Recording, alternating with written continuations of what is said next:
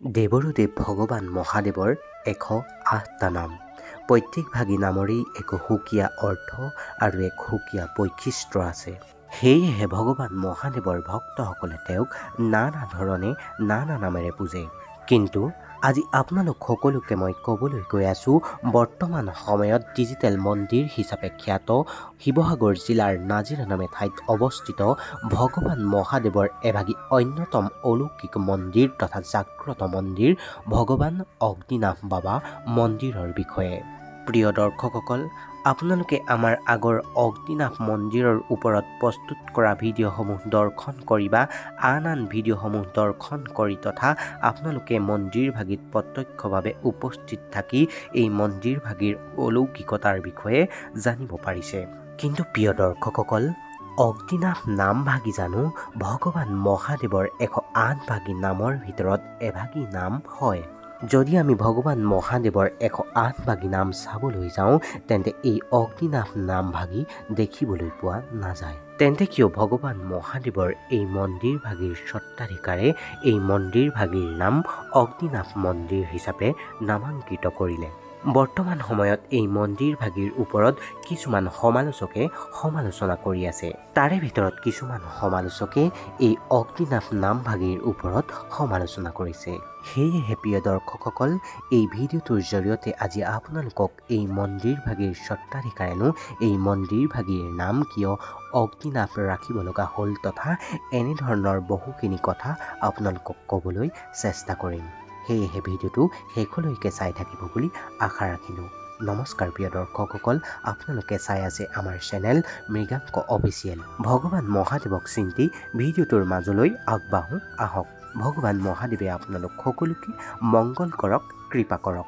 সকলো দেৱতাৰ ভিতৰত ভগৱান মহাদেৱেই এনে এজন ভগৱান যি অলপতে সন্তুষ্ট হয়। সেয়েহে ভগৱান মহাদেৱৰ আন এভাগী নাম ভোলানাথ। ভগৱান মহাদেৱক যদি অলপতে সন্তুষ্ট কৰিবলৈ হয় বা ভগৱান মহাদেৱৰ কৃপা পাবলৈ হয় তেন্তে অন্তৰত ভক্তি তথা পবিত্ৰ অন্তৰে ভগৱান মহাদেৱক পুজিলেই ভগৱান মহাদেৱক অলপতে সন্তুষ্ট কৰিব পাৰি। বাৰু যি কি নহওক, অগ্নিনাভ মন্দিৰৰ স্বত্বাধিকাৰ শিখা বাইদেৱে এই মন্দিৰভাগীৰ নামনো কিয় অগ্নিনাভ ৰাখিব লগা হ'ল এক ইউটিউব চেনেলৰ সাক্ষাৎকাৰত শিখা বাইদেৱে সুন্দৰকৈ কৈছিল। এই মন্দিৰভাগী হৈছে এক ব্যক্তিগত মন্দিৰ। শিখা বাইদেউৰ ঘৰৰ প্ৰাংগণত এই মন্দিৰভাগী অৱস্থিত। কেনেদৰেনো এই অগ্নিনাভ নামভাগী এই মন্দিৰভাগীৰ লগত জড়িত হ'ল কওঁ শুনক। মন্দিৰৰ স্বত্বাধিকাৰ শিখা বাইদেউ এগৰাকী পুৰণা ব্যৱসায়ী মানুহ। তেওঁ ঘৰতেই গাখীৰ উৎপাদন কৰি মিঠাই ব্যৱসায় কৰিছিল। সেয়েহে তেওঁ এখন মিঠাই বিপণী আছিল আৰু সেই বিপণীখনৰ নাম আছিল অগ্নিনাভ। আৰু তেওঁ সেই মিঠাই বিপণীখনৰ পৰিসৰ বৃদ্ধি কৰিবৰ কাৰণে ফেচবুকত এক পেজ খুলি তাৰ নাম দিছিল অগ্নিনাভ ডিজিটেল। আৰু তেনেদৰেই তেওঁ ব্যৱসায় দুপে বৃদ্ধি পাবলৈ ধৰিলে। কিন্তু কালক্ৰমত যেতিয়া তেওঁ ঘৰৰ প্ৰাংগণত বাৰে বাৰে সৰ্পই দেখা দিবলৈ ধৰিলে তেতিয়া তেওঁ সপোনত এদিন বাবাই আহি দৰ্শন দিলে যে বাবা এই ঘৰৰ প্ৰাংগণত থিত ল'ব বিচাৰিছে। আৰু তেতিয়া শিখা বাইদেৱে নিজ ঘৰৰ প্ৰাংগণত এটা ভেটি পাতি মহাদেৱৰ মূৰ্তি স্থাপন কৰি পূজা পাতল কৰিবলৈ আৰম্ভ কৰিলে। আৰু তেনেদৰে সেই ভেটিতেই নিয়মীয়াকৈ পূজা পাতল কৰি থকাৰ বাবে ভগৱান মহাদেৱে শিখা বাইদেউৰ ওপৰত বহু কল্যাণ কৰিলে। আৰু এনেদৰে ভগৱান মহাদেৱে শিখা বাইদেউৰ ঘৰখনৰ ওপৰত কৃপা বৰ্ষণ কৰাৰ কাৰণে শিখা বাইদেৱে তেওঁ ফেচবুক পেজ অগ্নিনাভ ডিজিটেলত বাবাৰ ফটো ভিডিঅ' প্ৰায় শ্বেয়াৰ কৰিছিল। আৰু এনেদৰে তেওঁ ফেচবুক পেজৰ ফ্ৰেণ্ডসকলে শিখা বাইদেউক অনুৰোধ কৰিছিল যে তেওঁলোকৰ কাৰণেও এভাগী চাকি বন্তি বাবাৰ ওচৰত অৰ্পণ কৰিবলৈ। সেয়েহে শিখা বাইদেউ তেওঁলোকৰ কাৰণে এভাগী চাকি বন্তি বাবাৰ ওচৰত অৰ্পণ কৰিছিল। আৰু এনেদৰে ফ্ৰেণ্ডসকলৰ কাৰণে চাকি বন্তি অৰ্পণ কৰাৰ ফলত তেওঁলোকৰ মনৰ মনোবাঞ্ছা পূৰ্ণ হয়। আৰু এনেদৰে লাহে লাহে বাবাৰ জনপ্ৰিয়তা ফেচবুকৰ মাধ্যমেৰেই আগবাঢ়িছিল। সেয়েহে এই মন্দিৰভাগীৰ নাম তেওঁলোকৰ ব্যৱসায় তথা তেওঁলোকৰ ফেচবুক পেজৰ লগত সংগতি ৰাখি এই মন্দিৰভাগীৰ নামো অগ্নিনাভ ৰূপে নামাংকিত কৰিলে। আৰু লাহে লাহে এই মন্দিৰ ভাগিৰ বিষয়ে ফেচবুক পেজতেই হওক বা মানুহৰ মুখে মুখে প্ৰচলিত হোৱাৰ কাৰণে এই মন্দিৰ ভাগিৰ জনপ্ৰিয়তা বৃদ্ধি পাবলৈ ধৰিলে। তাৰ পাছত এই মন্দিৰ ভাগিলৈ বহু ভক্তৰ সোঁত ববলৈ ধৰিলে আৰু ভক্তসকলে নিজৰ পবিত্ৰ অন্তৰে ভগৱান মহাদেৱৰ শ্ৰীচৰণত সেৱা কৰি বা প্ৰাৰ্থনা কৰি তেওঁলোকৰ নিজৰ মনোবাঞ্ছা পূৰ্ণ কৰিবলৈ ধৰিলে। এই মন্দিৰ ভাগি ডিজিটেল মন্দিৰ হিচাপে খ্যাতি অৰ্জন কৰাৰ মূল কাৰণ হ'ল এই মন্দিৰ ভাগি প্ৰথম অৱস্থাত ভক্তসকলৰ মাজত জনপ্ৰিয়তা অৰ্জন কৰিছিল ফেচবুক পেজৰ জৰিয়তে। ফেচবুক পেজৰ জৰিয়তে ভক্তসকলে মন্দিৰৰ স্বত্বাধিকাৰ শিখা বাইদেউক অনুৰোধ জনাইছিল যে বাবাৰ ওচৰত তেওঁলোকৰ কাৰণে এভাগি চাকি বন্তি প্ৰজ্বলন কৰিবলৈ। ডিজিটেল মানে এয়া নহয় যে কোনো ভক্তই অনলাইন যোগে সেৱা আগবঢ়াব। ডিজিটেল মানে হৈছে কোনো ভক্ত কোনো কাৰণবশতঃ এই মন্দিৰ ভাগিলৈ আহিব নোৱাৰাৰ ফলত মন্দিৰৰ স্বত্বাধিকাৰ শিখা বাইদেউলৈ শৰাই মাননি তথা চাকি বন্তিৰ মাননি আগবঢ়াই তাৰ পৰাই তেওঁ বাবাৰ ওচৰত প্ৰাৰ্থনা জনায়। আৰু এনেদৰে অনলাইন যোগে সেৱা আগবঢ়োৱাৰ ফলত তেওঁলোকে তেওঁলোকৰ মনৰ মনোবাঞ্ছা প্ৰাপ্তি কৰিছে। আৰু এনেদৰেই এই মন্দিৰ ভাগিৰ নাম অগ্নিনাভ ৰূপে খ্যাতি অৰ্জন কৰিলে। প্ৰভু মহাদেৱ অনাদি অনন্ত। তেওঁক কোনো এক নিৰ্দিষ্ট নামেৰে পুজিলেহে তেওঁ সন্তুষ্ট নহয়। তেওঁক পুজিবলৈ হ'লে হৃদয়ত ভক্তি, হৃদয়ত পবিত্ৰতা লাগিব, তেতিয়া তেওঁ অলপতে সন্তুষ্ট হয়। এইবাৰ আহিছোঁ আন এক বিষয়লৈ। কিছু সংখ্যক সমালোচকে এই মন্দিৰ ভাগিৰ স্বত্বাধিকাৰ শিখা বাইদেউৰ ওপৰত সমালোচনা কৰিছে এনেদৰে যে অনলাইন শৰাই বাবদ প্ৰত্যেকজন ভক্তৰ পৰা 500 টকাকৈ মাননি লোৱা ব্যৱস্থা কৰিছে। আৰু সেইসকল লোকৰ প্ৰশ্নৰ উত্তৰত তেওঁ এক সাক্ষাৎকাৰত এনেদৰে কৈছিল যে এই মন্দিৰ ভাগিলৈ এদিনতেই ভক্তৰ সমাগম ঘটে 15,000ৰো অধিক। আৰু সেই 15,000 লোকক প্ৰত্যেকজনকে মন্দিৰৰ তৰফৰ পৰা ভোগ অৰ্পণ কৰে। আৰু সেই 15,000 লোকৰ কাৰণে ভোগ প্ৰস্তুত কৰিবলৈ হ'লে 65 কেজি চাউলৰ ভোগ প্ৰস্তুত কৰে।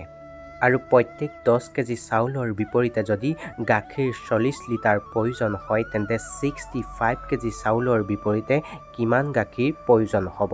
আৰু এই সকলোবোৰৰ লগত লাগিব বাতি, গ্লাছ, চামুচ। আৰু ইমানখিনি বস্তু ক্ৰয় কৰিবলৈ হ'লে এক বৃহৎ আকাৰৰ ধনৰ প্ৰয়োজন হ'ব। আৰু ইমান বৃহৎ আকাৰৰ ধন ব্যক্তিগতভাৱে নিজেই খৰচ কৰিব নোৱাৰে। সেয়েহে যিসকল ভক্তই অনলাইন সেৱাৰ বাবদ মাননি 500 টকাকৈ আগবঢ়ায় সেইসকল ব্যক্তিৰ ধনৰ বিপৰীতে এই সকলোবোৰ বস্তু ক্ৰয় কৰে। আৰু এনেধৰণে উঠা মন্দিৰৰ মাননিৰ পৰাই মন্দিৰৰ কৰ্মচাৰীসকলকো দৰমহা দিয়াৰ ব্যৱস্থা কৰে, কিয়নো মন্দিৰৰ কৰ্মচাৰীৰ সংখ্যা প্ৰায় 40জনৰো অধিক। আৰু এইবাৰ আহিছোঁ অন্য এক সমালোচনাৰ মাজলৈ। যিসকল দম্পতীয়ে 10-20 বছৰ ধৰি এক সন্তান প্ৰাপ্তিৰ কাৰণে বহু যান্ত্ৰণাত ভুগি আছে, হ'লেও তেওঁলোকে এক সন্তানৰ মুখ দেখিবলৈ সক্ষম হোৱা নাই। সেইসকল দম্পতীয়ে এই মন্দিৰ ভাগিৰ বিষয়ে শুনি বা এই মন্দিৰ ভাগিৰ অলৌকিকতাৰ বিষয়ে জানি অনলাইনেই হওক বা এই মন্দিৰ ভাগিত প্ৰত্যক্ষভাৱে আহি বাবাৰ ওচৰত পবিত্ৰ অন্তৰে সন্তান প্ৰাপ্তিৰ কাৰণে প্ৰাৰ্থনা কৰিছে আৰু বাবায়ো তেওঁলোকৰ মনৰ মনোবাঞ্ছা পূৰ্ণ কৰি এক সন্তান প্ৰাপ্তি কৰাইছে। আৰু সন্তান প্ৰাপ্তি হোৱাৰ পাছত সেইসকল দম্পতীয়ে বাবাৰ ওচৰলৈ পুনৰ আহি বাবাক ধন্যবাদ নিদিয়াৰ ফলত তেওঁলোকৰ সন্তানটিক জতা দি পুনৰ বাবালৈ মনত পেলাইছে।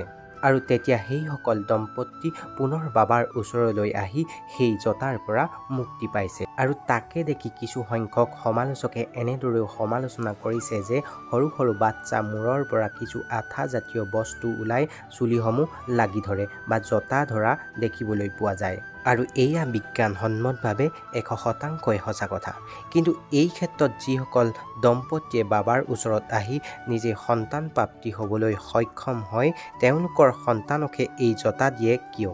আৰু জতা দিয়াৰ ক্ষেত্ৰত সমালোচনা হোৱাৰ পাছত যিসকল দম্পতীয়ে বাবাৰ ওচৰত সন্তান প্ৰাপ্তিৰ কাৰণে প্ৰাৰ্থনা কৰি সন্তান প্ৰাপ্তি হোৱাৰ পাছত বাবাক ধন্যবাদ দিবলৈ পাহৰাৰ পাছত তেওঁলোকৰ সন্তানসকলক ডাঙৰকৈ জতা দিবলৈ আৰম্ভ কৰিছে। প্ৰিয় দৰ্শকসকল, এয়া জানো বাবাৰেই চমৎকাৰ নহয়? এই মন্দিৰ ভাগিত সঁচাকৈ এক অলৌকিক শক্তি আছে। এই মন্দিৰ ভাগিত ভগৱান মহাদেৱে সাক্ষাৎ নিজেই স্থিতি লৈ আছে। সেইকাৰণেইতো অজস্ৰ ভক্তই এই মন্দিৰ ভাগিলৈ আহি পবিত্ৰ অন্তৰে সেৱা কৰাৰ কাৰণে পবিত্ৰ অন্তৰে বাবাৰ ওচৰত প্ৰাৰ্থনা কৰি নিজৰ সকলো মনৰ মনোবাঞ্ছা পূৰ্ণ কৰিবলৈ কোৱাৰ কাৰণে সকলো মনৰ মনোবাঞ্ছা পূৰ্ণ হৈছে। সকলোৱে নিজৰ মতামত মুকলিকৈ প্ৰকাশ কৰিবলৈ অধিকাৰ আছে। যদি আমি এই ভিডিঅ'টোৰ জৰিয়তে কিবা নক'ব লগা কথা ক'লোঁ তেন্তে আপোনালোকে নিজৰে এজন বুলি ক্ষমা কৰিব। তেন্তে আজিৰ এই ভিডিঅ'টোৰ পৰা ইমানতে বিদায় মাগিছোঁ। ভগৱানে আপোনালোক সকলোকে মংগল কৰিব। হৰ হৰ মহাদেৱ।